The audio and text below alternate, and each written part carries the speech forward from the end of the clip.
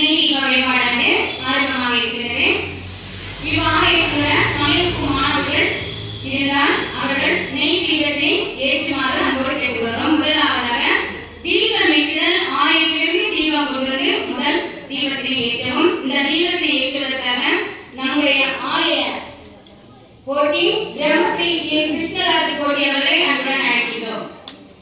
முதல் திருவிளக்கை ஏற்றுவதற்காக நம்முடைய ஆலய மேற்சாதி திரு பிரம்மஸ்ரீ கிருஷ்ணராஜ் போட்டி அவர்களை அன்புடன் அழைக்கிறோம்.